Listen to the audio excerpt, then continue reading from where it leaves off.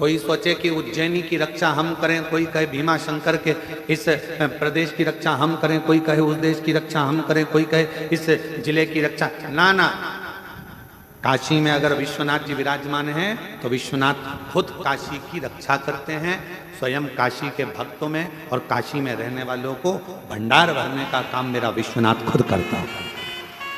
उज्जैनी में उज्जैनी की रक्षा स्वयं मेरे काल अधिपति महाकाल राजा करते हैं, उज्जैनी का भंडार महाकाल भरते हैं। सोमनाथ में सोमेश्वर भंडार भरते हैं, केदारनाथ में केदारेश्वर भंडार भरते हैं। कोई दूसरा नहीं करता। किसकी सामर्थ्यता होगी करेगा।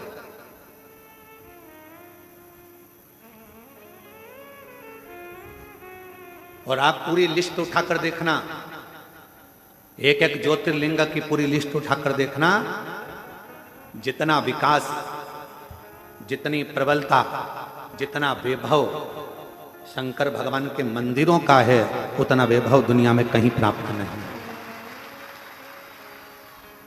भारत पर आक्रमण करने वालों ने कितना विचार करा था कि सोमनाथ में इतना वैभव है, सोमनाथ में इतना धन है, सोमनाथ में इतना धन, इतनी संपदा, इतना माणिक, इतना मोती, इतना हीरा, इतना पन्ना है। शिव जी के पास तो अंबानियां भरी है जी। शिव के पास क्या कमी? ना शंकर जी के पास कमी होती है, ना शंकर के भक्त के पास कमी होती है शिव भंडार भरना।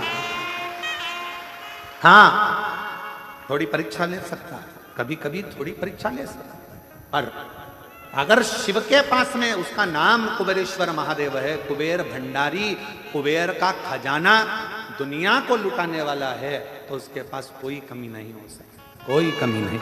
ना उसके पास कमी होगी, ना उसके भक्त के पास कमी होगी। जो आया एक लोटा जल चढ़ाया, उसको वो अपना समझकर दे देगा। उसी तरह उज्जैन के राजा महाकाल राजा, काशी के विश्वनाथ बाबा, ओमकारेश्वर बाबा, भीमाशंकर बाबा, त्र्यंबकेश्वर बाबा, कृष्णेश्वर बाबा, इन सब बाबाओं के आप दर्शन करिए। मेरे 12 ज्योतिर्लिंग का स्मरण करिएगा कि उसकी रक्षा कोई मनुष्य नहीं कर सकता। मानव के बस की बात ही नहीं है शिवालय को संभालना। मानव से अपना घर नहीं संभलता तो वह शिवालय क्या खाक संभालेगा? संभालता तो वह देवाधिदेव महादेव है जो संभाल रहा है, संभाल रहा। आए गए,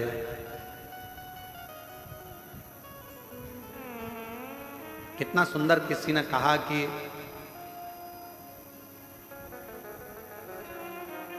एक चेला आया एक गुरुजी के पास और गुरुजी से कहा मैं गुरु मंत्र लेना है।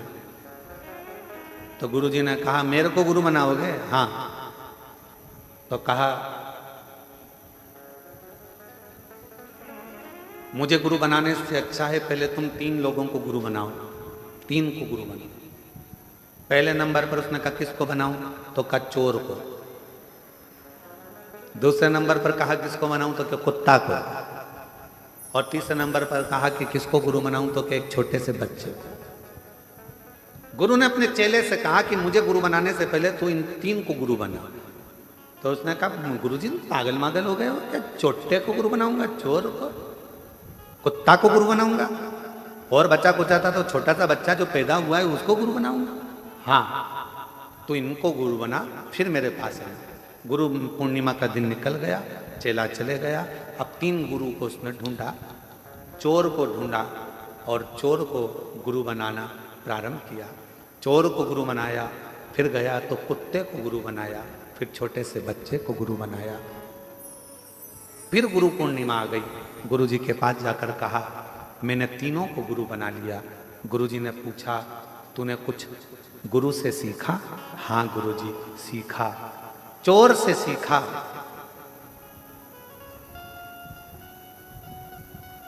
कमाने का तरीका, लगन से काम करने का तरीका और अपनी दृष्टि एक कर कर चैन पर पड़े रहने का तरीका।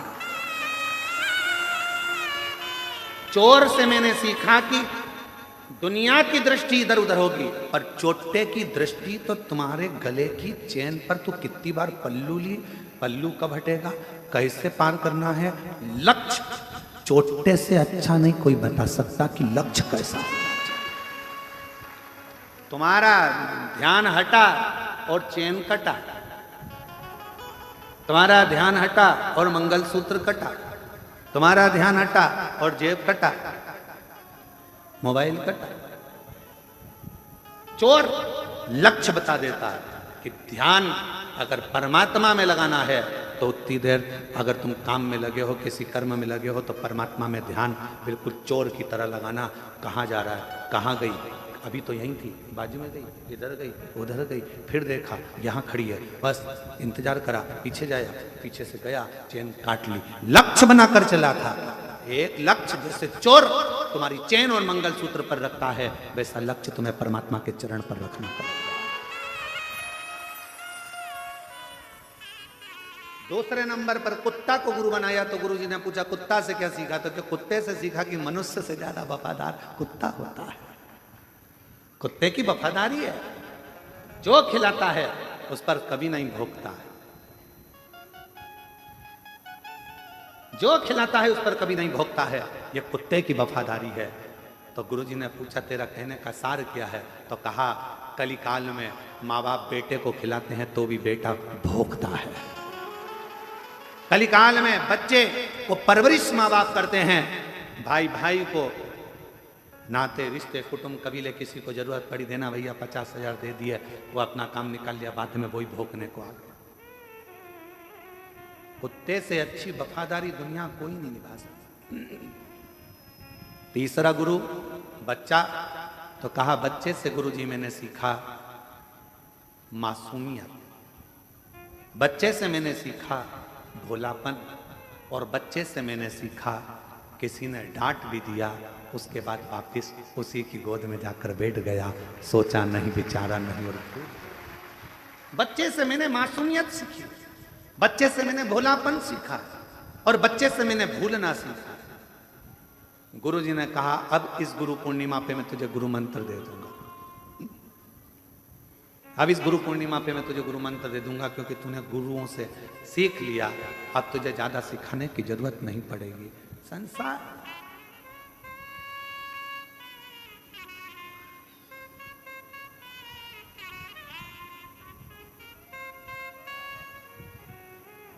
संसार एक मनुष्य गुटखा खाया, तंबाकू मला मुंह के अंदर, यहां पिचकारी मारी, वहां पिचकारी मारी, वहां पिचकारी मारी। बोलो सही है कि गलत है? अरे जम के तो बोलो। एक मनुष्य गुटखा खाकर यहां थूक दिया, वहां थूक दिया, वहां थूक दिया। मनुष्य से तो समझदार कुत्ता होता है, जो बाथरूम भी करता है तो जमीन पर नहीं करता, दीवार पर करता है। क्यों? कुत्ता से पूछा गया तू ऐसा क्यों करता है? सब बाथरूम जमीन पर करते हैं तो दीवार पर क्यों करता है? तो कुत्ता भी कहता है कोई शिव का भक्त जमीन पर बैठकर भजन करता होगा, इसलिए मैंने जमीन पर बाथरूम करना बंद कर दिया। ये मानव को सीखना चाहिए, ये मनुष्य को सीखना चाहिए। जो गुटखा खाकर यहाँ वहाँ थूकते फिरते हैं, उनको थोड़ी सी कुत्ता से ले लेना चाहिए कि वो कुत्ता भी हमको ज्ञान देता है कि भूमि को शुद्ध रखना है, प्रकृति को हरा भरा रखना है, जमीन को साफ रखना है, स्वच्छ रखना है।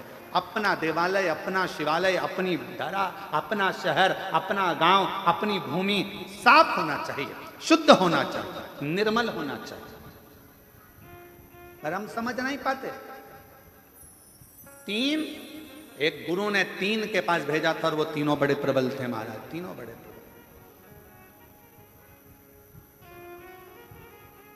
एक कुत्ते ने सीख दी। कुत्ता जब भी कोई संत साधु सन्यासी गांव में आता है तो कुत्ता उस पर भौंकता है। बोलो सही है कि गलत? कोई साधु सन्यासी आया और कुत्ता ने उस पर भौंका, कोई बाबा जोगी आया, कुत्ता ने उससे भौंका। तो फिर कुत्ते से पूछा क्यों रे, अकल नहीं है, बहुत बड़े संत हैं और तू उन पर भौंक रहा है? तो कुत्ते ने कहा भैया देखो, मैं इसलिए भौंक रहा हूं कि वो दरवाजे दरवाजे जाकर मांग रहा है। तूने अगर घर छोड़ा, परिवार छोड़ा, तो उस परमात्मा से क्यों नहीं मांगता? गांव गांव में आकर क्यों मांगता है? क्यों? कुत्ता सीख दे रहा है। परमात्मा से मांगो, जिसके लिए तुमने घर छोड़ा, परिवार छोड़ा, कुटुंब छोड़ा, नाते छोड़े, रिश्ते छोड़े, सब कुछ छोड़कर बैरागी त्यागी बनकर वन में निवास करना था। और हम गांव जाकर अगर कुछ मांगे तो उसमें श्रेष्ठता नहीं, मांगना तो उस दातार से मांगना, वो सब कुछ देता, सब कुछ, दुनिया का सारा सुख देता, सारा।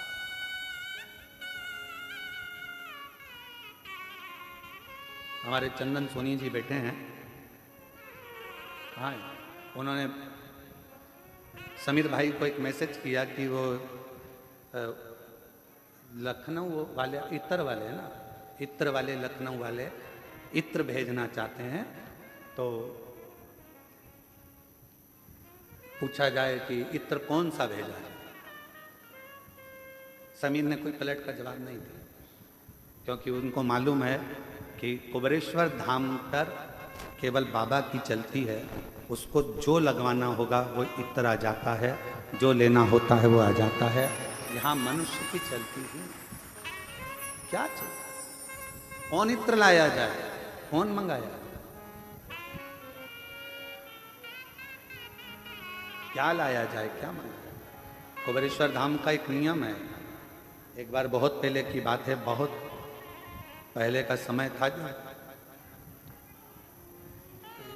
धाम पर भीड़ की मात्रा ज़्यादा थी। आज बात याद आई है तो मैं चंदन भी बता रहा हूँ। तो कहा एक जगह से छाछ मंगवा लीजिए मई, तो कहा छाछ, हाँ, तो छाछ के लिए जाएगा कौन, तो कहा गुरु जी को जाना पड़ेगा, तो वो छाछ दे दिया। हमने कहा चलो छाछ, छाछ लाए। रात्रि विश्राम कर रहे थे और ऐसा लगा, महसूस हुआ कि शिव जी खुद कह रहे हो कि मुझसे बड़ा कोई दुनिया का और कोई हो गया जो देना चालू कर दिया। उस दिन का दिन है, कुबेरेश्वर बाबा की धरा पर बैठकर कथा वाच रहे हैं। उसके बाद आज तक लगभग 11 साल के अंदर किसी के पास एक फोन नहीं गया होगा कि बाबा के धाम के लिए चावल भेजना, कि दाल भेजना, कि छाछ भेजना, कि घी भेजना। बाबा का धाम बाबा ही चलाता, कोई वस्तु की चाह नहीं, कोई वस्तु की चाह।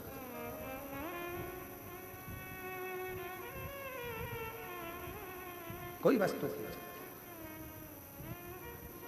और इतना मेरे बाबा का भंडारा, इतना भंडारा रोज का चलता है, और रोज कहाँ से आता है, कहाँ जाता है।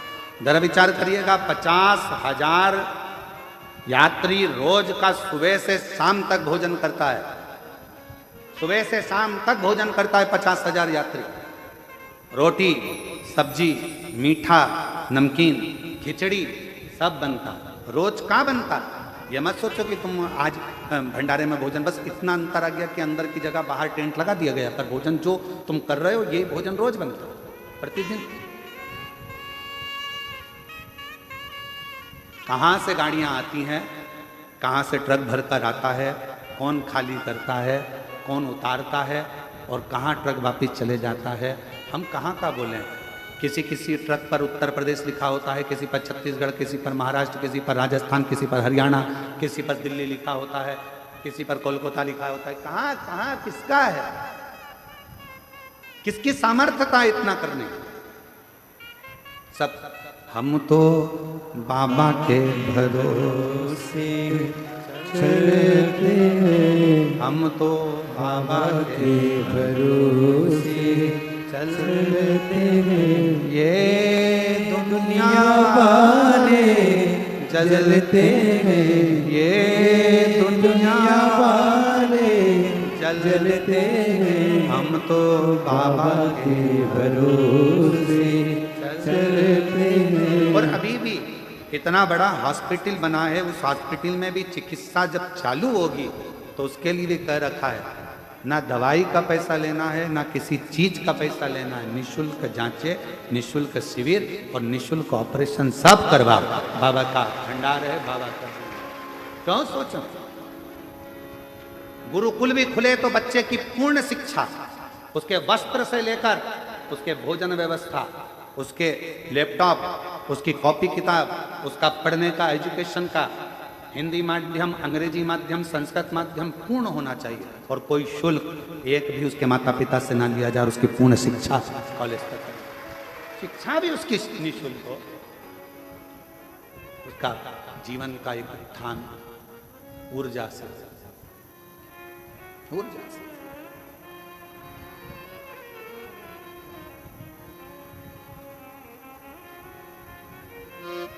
और उसकी सेवा ही मूल है। शिव कथा कर रही है, दिवोदास के अंदर अभिमत्ता का एक तत्व आ गया और उसने कह दिया कि मेरे इस काशी में बिना पूछे मेरे राज्य में किसी का प्रवेश नहीं, वर दिया। पर एक बात याद रखना, अगर काशी में थोड़ा सा भी उत्पात हुआ, काशी में अगर थोड़ी सी भी तकलीफ आई तो तुम बर्बाद हो जाओगे, नष्ट हो जाओगे और तुम्हें छोड़ना पड़ेगा काशी को।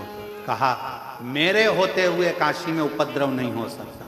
और फिर निवेदन करूं, शंकर के धाम को, शिव की भूमि को शिव ही संभालते हैं, किसी की सामर्थ्यता नहीं कि कोई दूसरा संभाले। काशी किसकी है? विश्वनाथ बाबा की। किसकी है? विश्वनाथ बाबा। उज्जैनी किसकी है? राजा महाकाल। वो संभाले।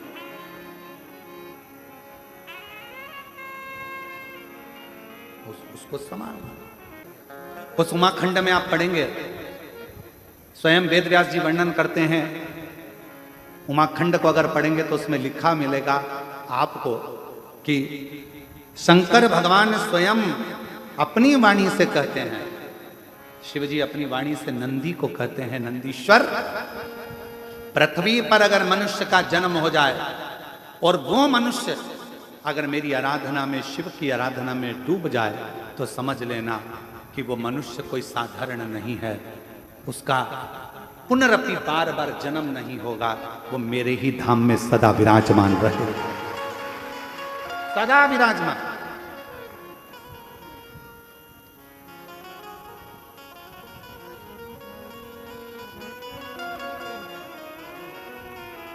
इसलिए कभी कभी अकड़ में तुम कह सकते हो फिर मिलेंगे, चिंता मत करना। और वो एक लाइन है ना, जन्म जन्म का साथ है तुम्हारा हमारा। जन्म का साथ है तुम्हारा हमारा, हमारा तुम्हारा। और सुन लो, अच्छे से सुनना, इस जन्म में कथा नहीं सुन पाए तो अगला जन्म फिर लेकर बाँचने आ जाऊंगा, पर सुना के जरूर जाओ। अगर न मिलते इस जीवन में लेंगे जन्म दोबारा, अगर न मिलते इस जीवन। भोरे भोरे बाबा, अगर तुम इस जन्म में शिव महापुराण की कथा ना देते, कुबरेश्वर धाम ना देते, आपकी भक्ति ना देते, तो लेंगे जन्म दोबारा। और जन्म जन्म का साथ है तुम्हारा हमारा, हमारा तुम्हारा। कहीं कहीं नहीं जाना, अपने को तो यही रहना, बस उसकी शरणागति में, उसका भजन, उसका स्मरण। शिव कह रहे हैं उमा संहिता में, शिव महापुराण गीता प्रेस गोरखपुर के लेकर आओ, उमा संहिता पढ़ो, उसमें लिखा है मनुष्य शरीर मिलने के बाद अगर मनुष्य मुझे भजता है, मेरे शिवालय तक आता है, मुझ में मन लगा लेता है, हे नंदी, तो वो संसार में अगला जन्म ना लेकर कभी नहीं भटकता, कभी उसको दुख नहीं आता, वो मेरे धाम में सदा मेरा होकर रहता, मेरा हो। इसलिए अपन को डरना मरना नहीं किसी से। शिव हमारे और हम शिव। काशी गए हो कभी? कभी काशी जाओ तो काशी के लोग बड़ी दमदारी से कहते हैं सब दूर घूमे होगे, ये काशी है, काशी महाशमशान, ये काशी है। सावधानी से रहना, यहाँ रहना तो भजन करना, यहाँ रहना तो कीर्तन करना, यहाँ रहना तो अपने घर के पास में शंकर के शिवलिंग को जल चढ़ाते रहना, तो काशी तुमको बहुत फलीभूत होती रहेगी, बढ़ाती रहेगी। काशी में जाने पर काशी में पहुंचने के बाद लाभ मत देखो अपना कि मुझे काशी से कितना लाभ मिलेगा। काशी में जाने के बाद ये देखो कि लाभ के दादाजी कब मिलेंगे।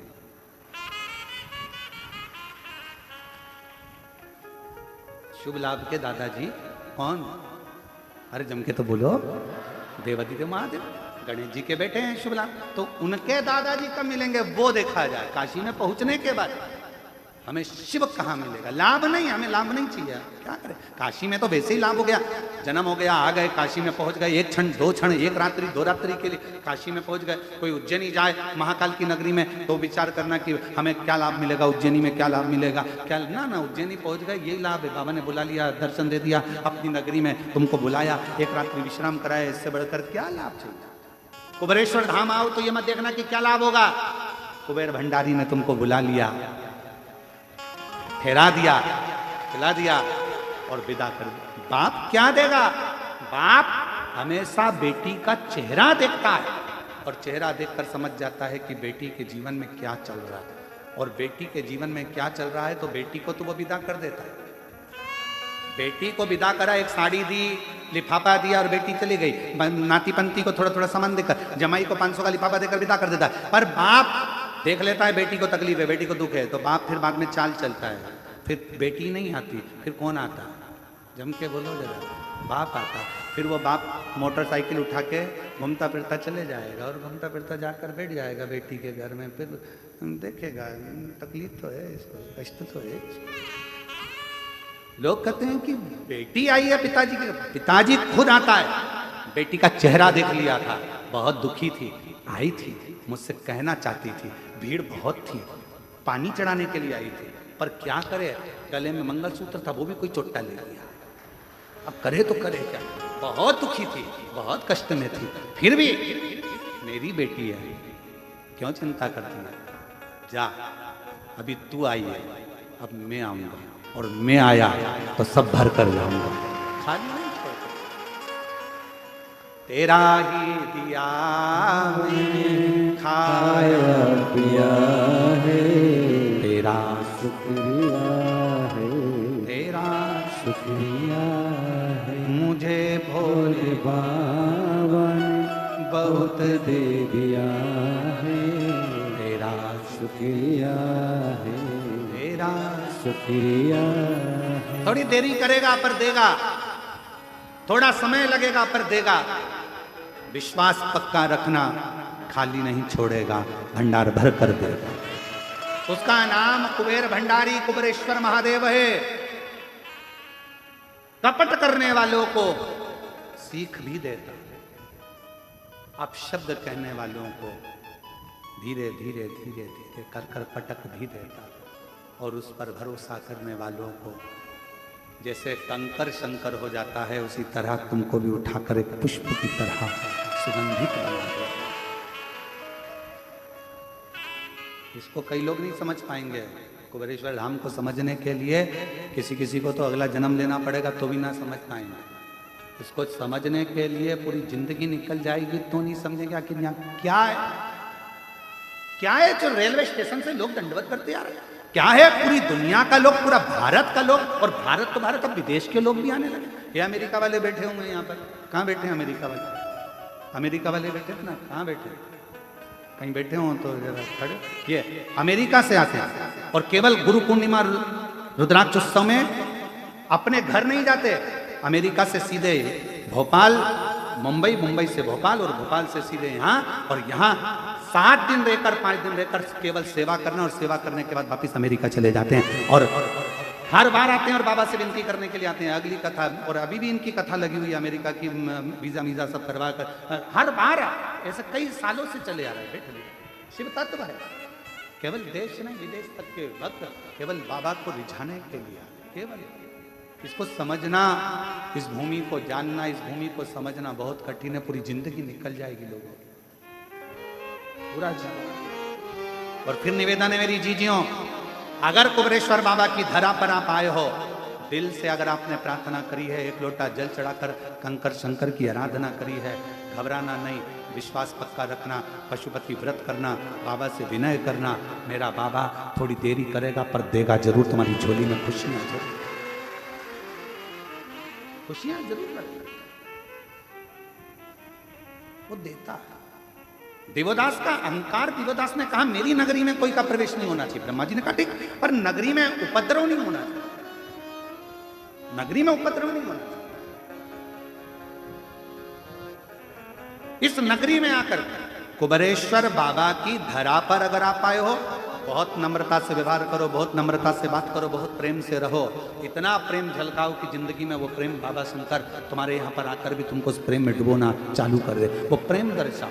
यहाँ आकर क्रोध करना, अपशब्द कहना, आड़ा टेढ़ा कहना, चिल्ला चोट करना, ये श्रेष्ठता नहीं, श्रेष्ठता नहीं।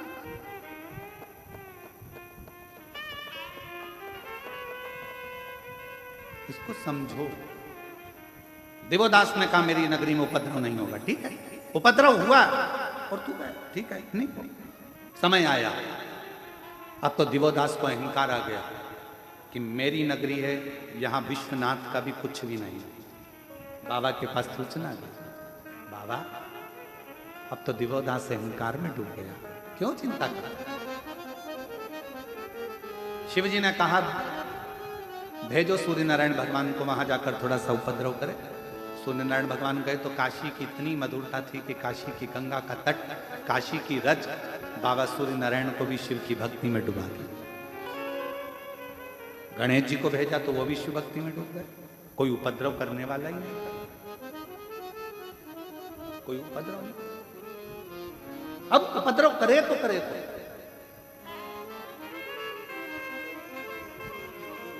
एक शिवजी का गण था जिसका नाम था कुक्कुट।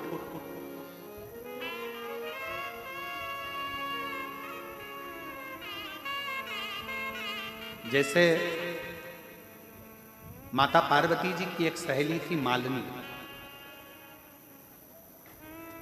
बहुत विद्वान थी, बहुत विद्वान। जो होने वाला रहता था वो मालिनी को पहले मालूम पड़ जाता था। अब जरा विचार करिएगा, कितना सुंदर किसी ने कहा है कि अगर तुम्हें मंदिर जाने में शर्म आती है कोई बात नहीं, तुम्हें कथा सुनने में शर्म आती है कोई बात नहीं, तुम्हें तीर्थ जाने में शर्म आती है कोई बात नहीं, तुम्हें गुरु के चरणों में बैठने में शर्म आती है कोई बात नहीं।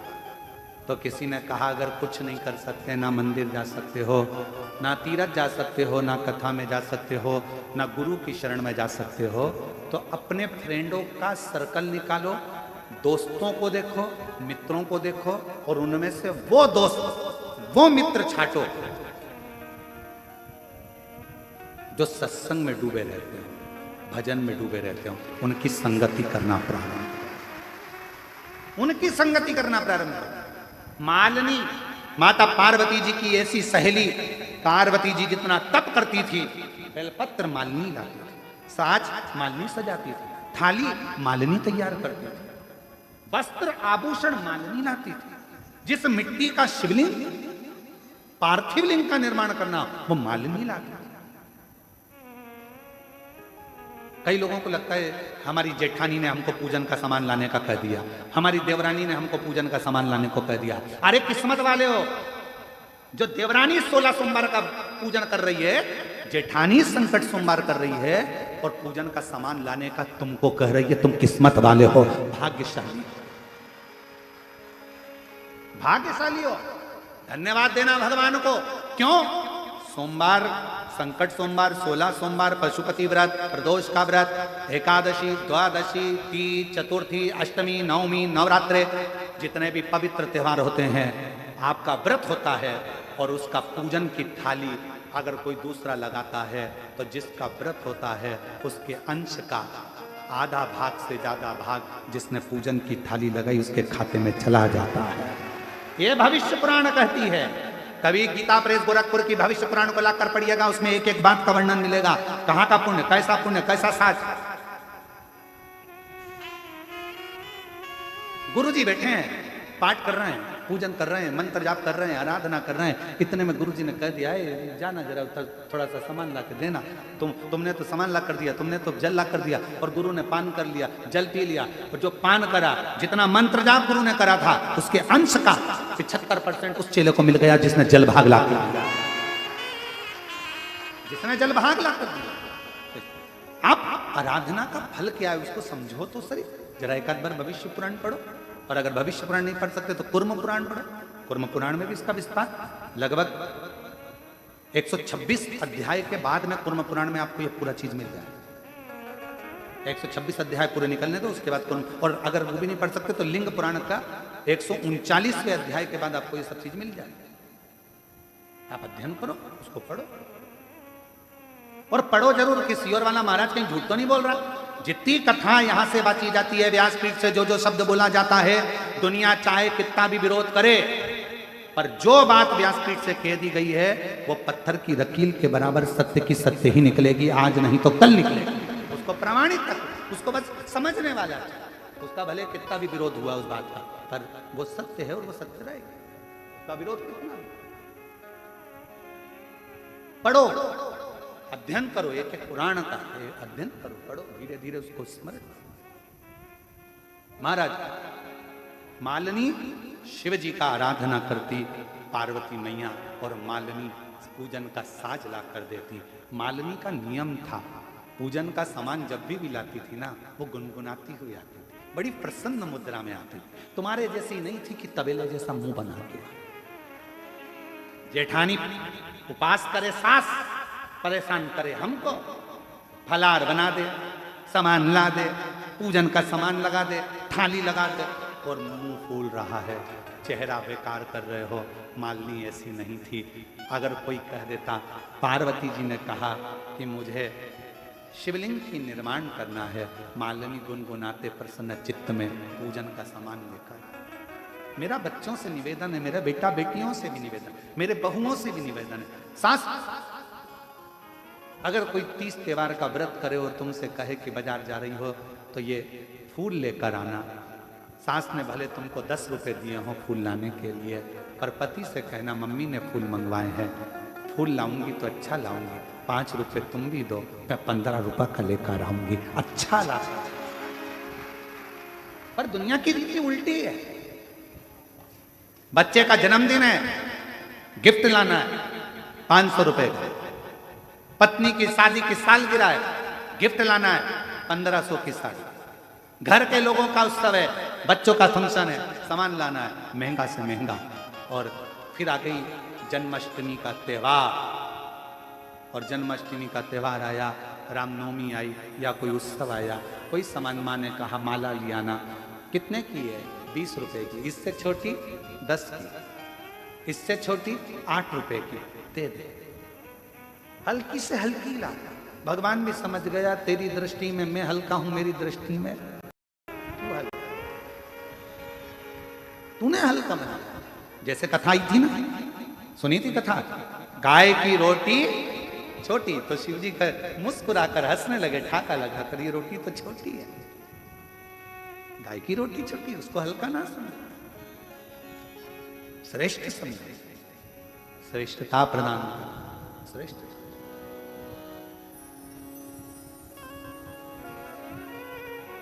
और मेरे भोले तेरा सहारा है, मेरे भोले तेरा सहारा है, मेरी नैया का तू किनारा है, मेरी नैया का तू किनारा है। मेरे बाबा तुझे पुकारा है, मेरे बाबा तुझे पुकारा है, मेरी नैया का तू किनारा है, मेरी नैया का तू किनारा। श्रेष्ठता में दीजिए। मालिनी जब भी सामान लाती, गुनगुनाती, प्रसन्न चित्त में।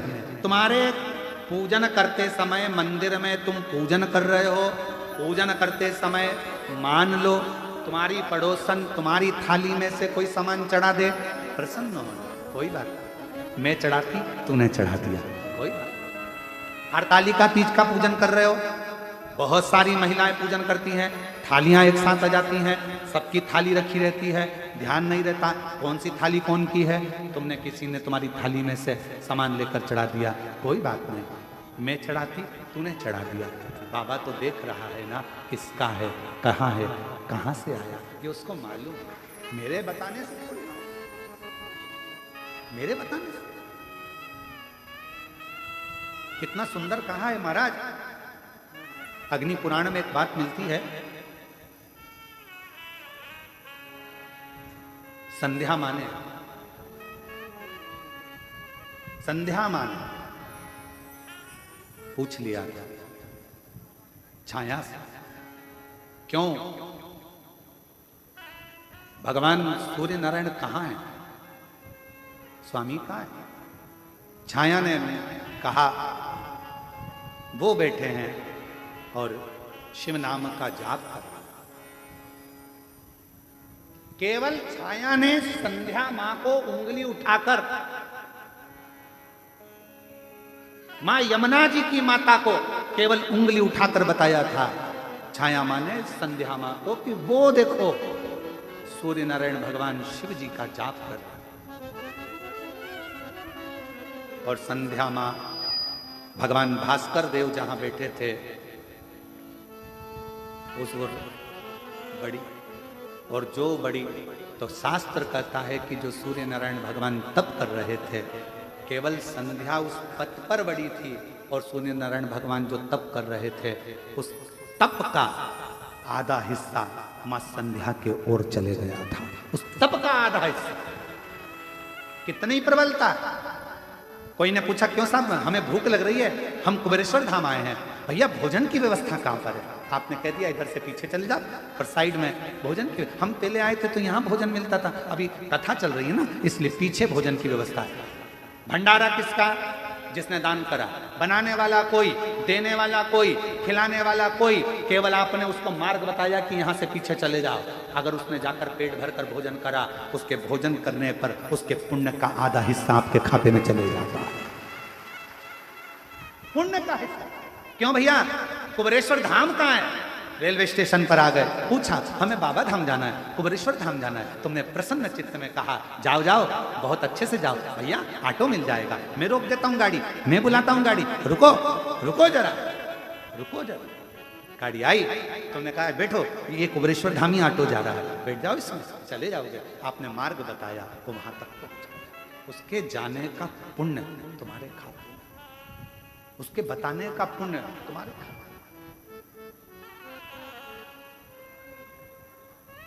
हमारी माता जी हमको कहती हैं कि वो ऑटो वाले बड़े बेकार हो गए। हमने पूछा काहे हो गए माँ? तो कहने लगे बताओ ऑटो वालों को, यात्रियों को ले जाना चाहिए कुबेरेश्वर धाम, वो आ जाते घर पे ले। हमने कहा माँ ऑटो वाले भी भाग्यशाली हैं, उनको मालूम है कि वो बताते बताते जाते हैं कि ये गुरुजी का घर है और यहाँ गुरुजी रहते हैं और वहाँ कुबेरेश्वर बाबा रहते हैं, कुबेर भंडारी। वो बताते बताते उनको उसका पुण्य मिल जाता होगा थोड़ा थोड़ा थोड़ा थोड़ा। क्यों चिंता करना, क्यों डिप्रेशन लेना, कोई टेंशन नहीं। अरे बेचारे परेशान होते हैं, आते हैं, खड़े रहते हैं, तुम तो रहते नहीं हो, और वो बेचारे यहाँ खड़े होकर जाते हैं, बड़ा दिल दुखता है। हमने कहा माँ तुमको लगता है कि दिल दुखता है, पर उनको चेहरे पर प्रसन्नता रहती है कि हमने गुरु का घर भी देख लिया। उनके चेहरे पर प्रसन्नता रहती है, उनका भाव शुद्ध है, उनका भाव निर्मल। क्या सोचना, मार्ग बताना। और ये कथा आती है श्रीमद् भागवत में, हमने कई बार इसका वाचन पूर्व में स्मरण किया है। एक गांव का व्यक्ति शहर में पहुंच गया, लड़के का पता था, छोटा सा एड्रेस था, एड्रेस लेकर गया। भैया बताओ तो जरा ये मेरा बेटा कहाँ है? कोई बताए नहीं, धुतकार दिया। किसी एक व्यक्ति ने इशारा कर कर बताया कि उधर रहता है। वो इशारा बताया, गांव का व्यक्ति उधर गया तो शिव पुराण की कथा चल रही थी, वहीं बैठ गया, कथा सुनी, जाने लगा। स्कूटर पे बेटा आ रहा था, बाप को देखकर बिठा कर ले गया। जिसने रास्ता दिखाया था वो इतना पाप कर चुका था कि उसको स्वर्ग मिलना मुश्किल था। पर मरने के बाद चित्रगुप्त महाराज से पूछा गया, इसके पाप और पुण्य गिनो। चित्रगुप्त महाराज ने कहा, इसने जिंदगी में पाप ही पाप करा है, केवल एक पुण्य करा, शिव महापुराण का रास्ता दिखाया था। इतने में धर्मराज बोले, रास्ता नहीं दिखाया था, उस गांव के व्यक्ति को उसके बेटे का एड्रेस बताया था। वो तो गांव वाला जाकर बैठ गया कथा में, कुछ भी हो पर कथा में तो गया था ना, उसका पुण्य का हिस्सा इसके खाते में डाला जाए और इसको भी स्वर्ग का रास्ता दिखा दिया जाए। इसने कथा का रास्ता दिखाया, इसे स्वर्ग का रास्ता दिखा। पुण्य का पाप हमारे